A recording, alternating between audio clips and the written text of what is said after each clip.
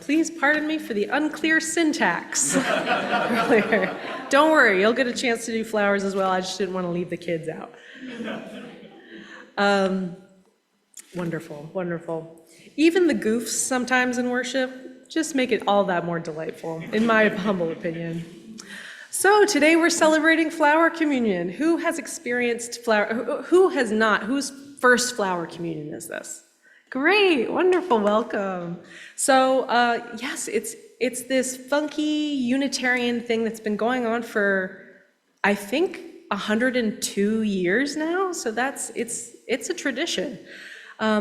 And the thing that I really enjoy about Flower Communion is just meditating on flowers themselves. I mean, we see them all the time. We know they're beautiful. There's all these cultural idioms like stop and smell the roses and, songs about flowers, all kinds of things we can work with. So I'm just going to share a little bit about what this unique Unitarian holiday makes me think of.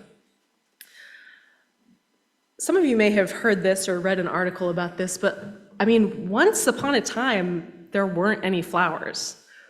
There was an era about 130 million years ago when all the plants were just like ferns and trees, and flowers hadn't evolved yet. Scientists estimate about 130 million years ago. It was a mutation. It was a weird little quirk of plants growing, and there were no pollinators who knew what to do with it. Imagine what it must have been like to be that first flower. Just like, alone, what am I? How strange and how bright and how wonderful. The author Eckhart Tolle, does anyone know? Tolle? He's a wonderful mystic author, and he writes in his book, I think it's in The New Earth, quote, "Since time immemorial, flowers, crystals, and birds have held special significance for the human spirit," end quote. He goes on to say that each of them are kind of the most transcendent form of each of their categories. Flowers are this bright, beautiful form of plants. Crystals are this unique, shiny, wondrous kind of rocks. And birds are a kind of animal that flies, that defies gravity. Each of them has a sort of transcendent aspect to them. And flowers show up in religion. For example, in Buddhism, they honor the sacred lotus flower. And the reason that they do that is not just because the lotus is beautiful, but because it's beautiful despite growing in muddy water. You'll often find lotuses in some of the grungiest water around. And the Buddhist, I don't know what you would even call him. He's not just an author, not just a monk, but I believe Thich Nhat Hanh wrote a book called No Mud, No Lotus, saying that the difficulties in life are part of what makes the beauty and the strength of our lives so meaningful. The lotus can symbolize many things, like the promise of nature that nothing is too filthy, nothing is left out. Everything is part of the cycle of beauty. We heard in our, pardon me, we heard in our story about Norbert Čapek. He went through a lot of different religious transformations himself. He started, I believe, Roman Catholic. He became Baptist at one point. He got in trouble with the Baptists. He bailed. He was a seeker. That's how I would describe him from what I can tell in his history. And when he was in the United States, he learned about Unitarianism. He was like, that is what I have been searching for. He eventually brought Unitarianism from the United States back to Czechoslovakia, where he was from. And as the video showed us, he kind of played with the sacred and grew the first Flower Communion.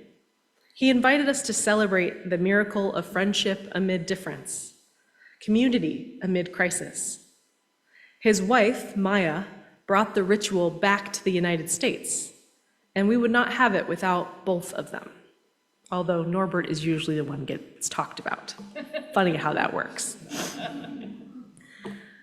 In March of 1941, I believe Reverend Čapek invented Flower Communion in like 1923, and he celebrated it every year at his congregation. But by March of 1941, It turned out to be the last year that he would lead the ritual. It was during World War II.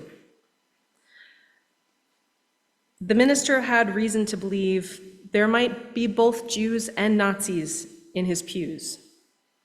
And that fateful day, he issued a direct challenge from the pulpit to the occupiers of his homeland in Prague. He said, "Truth and crude strength are incompatible." And then he went on to refute, point by point, a recent speech of Hitler's. That was the last sermon that he preached. 5 days later, he and his daughter Zora were arrested by the Gestapo. His books and sermons were confiscated. He and Zora were jailed for 11 months before being sentenced for listening to foreign broadcasts. Just for listening to the radio, to the perspectives other than that one authoritarian voice. But we all know it wasn't actually for listening to the radio. The Nazis found Dr. Čapek's gospel of the inherent worth and beauty of every human person to be, as Nazi court records show, quote, "too dangerous to the Reich for him to be allowed to live." They transported him to Dachau concentration camp. And even amid starvation and the torture he underwent there, he held a flower ceremony with his fellow prisoners, finding whatever flowers they could among the weeds of the camp. They testified to a beauty larger than themselves and a love that would outlive them. These days we're facing similar rises of fascism, suppression of speech, an authoritarian growth of a one true worldview that everyone else is somehow wrong or even illegal. And I mean, I'm not nearly in the situation that Reverend Čapek was in, but even I feel some fear of speaking up sometimes. Speaking from the pulpit, going to a protest in my clergy garb, writing things online. It's scarier than it was a few years ago. But I take inspiration from Reverend Čapek, who, even though he knew there were probably Nazis in his pews, preached his sermon anyway, said, "Hey, truth and strength are incompatible. What you all are doing is wrong." And he probably knew what he was getting himself into. He probably knew what would happen. I just think it's so amazing that someone who could create such a beautiful, sweet ritual as flower communion could also be so brave. You may have heard the Audre Lorde poem that ends, "And when we speak, we are afraid, our words will not be heard nor welcomed.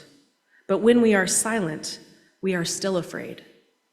So it is better to speak, remembering we were never meant to survive." Often that last line gets left out because it's a little dark. It's understandable. But I think flower communion invites us to consider that last line. It is better to speak, remembering we were never meant to survive. Often religion focuses on the eternal and dismisses the ephemeral. But flowers remind us that temporary things are beautiful and meaningful too. Like us. Our lives are precious and short and fragile.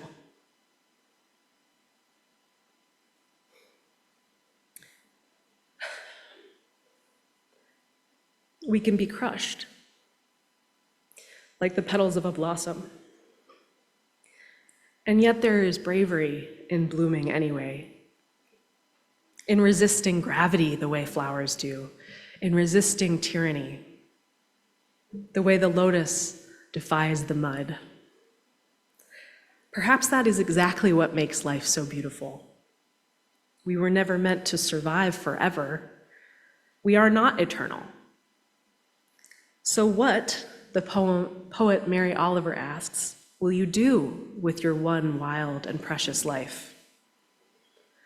What will you do now that we, like Reverend Chapek, face the rise of fascism? Sometimes these days, I'm sure you agree, I feel like wilting. The heat is rising and the rain won't stop. Here in East Tennessee, that's literal. These first 5 months of 2025 have been the rainiest in 50 years. So I mean that both literally and figuratively. The outpouring won't stop. How can one solitary flower survive, much less change anything? But the flower communion reminds us of that most sacred truth, the one that shows up in all the religions.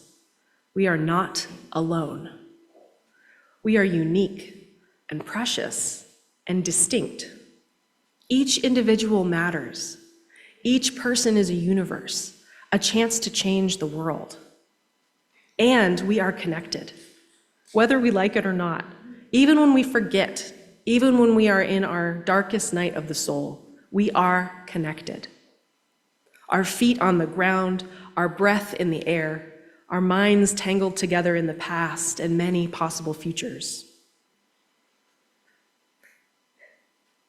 I want to sidestep a little into a little soapbox that I like to get on sometimes. In our culture, bare grass is often more valued than flowers. I frequently find myself driving around and looking at these wide, rolling lawns and going, what a waste. I don't mean to be judgy, but what a waste to own land, which I believe no one should own, but should be collectively shared and stewarded. But what a waste to own it and then do that with it. To spend, sometimes these riding lawnmowers, man, they're like $4,000 to keep the land as unproductive as possible. It doesn't make sense. It's a remnant, you may have heard this or seen it online, it's a remnant from England, where a landowner could show how rich they were and that they didn't need to farm the land. They could just have a wide expanse of rolling lawn, and their climate is a little bit different than ours, you may have heard. So I would consider us all here in Tennessee and not in England to consider, if you are lucky enough to have a yard, to use even a part of it for flowers. The pollinators are endangered, and so are many of the flowers that they make live. If you already have flowers, which I know many of you do, perhaps you'd consider joining the grounds committee here at ORUUC. It's part of my vision. We already have some very beautiful flowers. I really love when these poppies bloom. When I came here last year as your candidate, I thought those poppies were so, so beautiful. We have a sort of, what would you call this area over here? Wildflower meadow. A wildflower meadow as well. But it's my hope that eventually we could maybe even have a community garden, that we could just fill the whole campus up with flowers. So if you happen to have a green thumb, come let me know. There are many ways to make this world a better place for living beings, for all living beings, and growing flowers isn't nothing. Growing flowers is an act of tender and beautiful resistance. They have existed since the era of dinosaurs.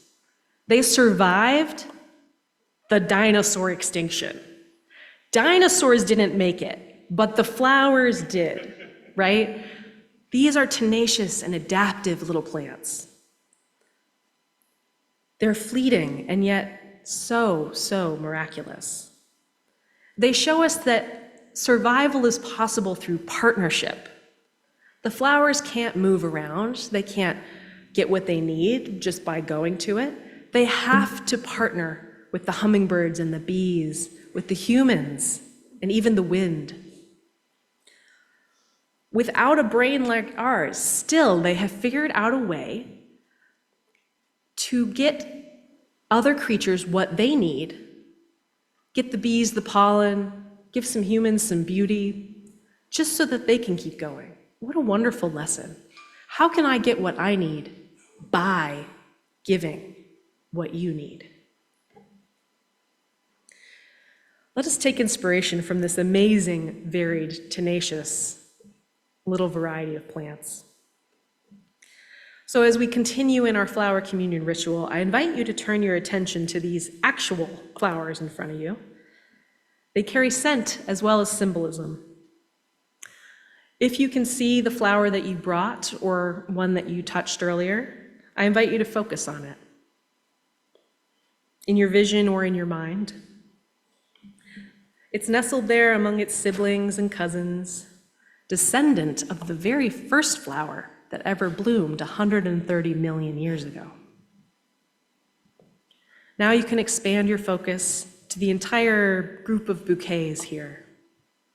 What a riot of color, a symphony of scent, a parade of petals. Pink, orange, yellow, white, purple, and all from right around here. How amazing that so many varieties have evolved to exist, each necessary in its ecosystem, each connected to others by the pollinators. Together, their colors shine more brightly than any could alone, complementing each other, amplifying each other. The Native American author Robin Wall Kimmerer writes in Braiding Sweetgrass that, I believe it's cornflower and aster, one is purple, one is orange, and she says the reason those look so beautiful when they're together is that they're complementary colors. But our eyes have evolved to see those colors and get some sort of extra ounce of beauty from the combination. How wonderful is it? And how inspiring that maybe science and religion could complement each other that way, she says. Now I invite you, I would actually love some helpers, if anyone is willing, we're gonna pass around these bouquets, and you can take a flower other than the one you brought with you. So if anybody's willing to join me to pass out some flowers, I would appreciate your help very much. And while we're passing them out, you can just meditate on the flowers.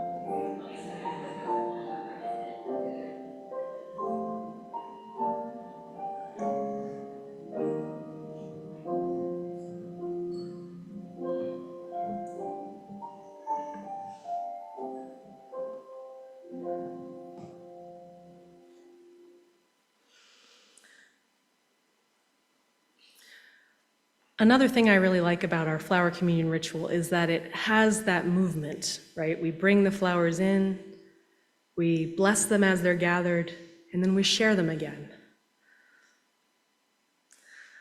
I invite you to really, really look at the flower you got.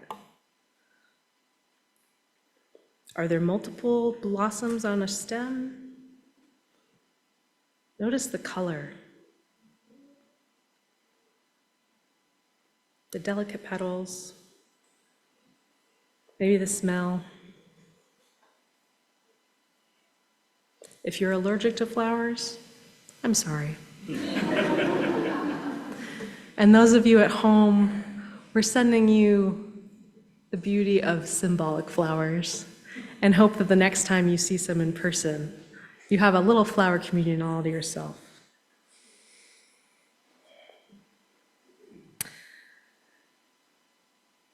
The flower that you have is a gift from someone else who brought it for you today. This flower represents that person's unique humanity and therefore deserves your kindest touch. Send up some gratitude, maybe even some wonder, at the obstacles life has had to overcome to produce such gorgeous little miracles. Here we are gathered, a unique and beautiful bouquet of flower and fauna. Let us be bold in our declaration that echoes Reverend Chopek's, that people of all shapes, sizes, colors, and origins deserve to live in peace and to be embraced with universal love. Let us remember that we are connected to the plants and animals, including people, around us. Let us remember that we are all on the same team. May it be so, and amen.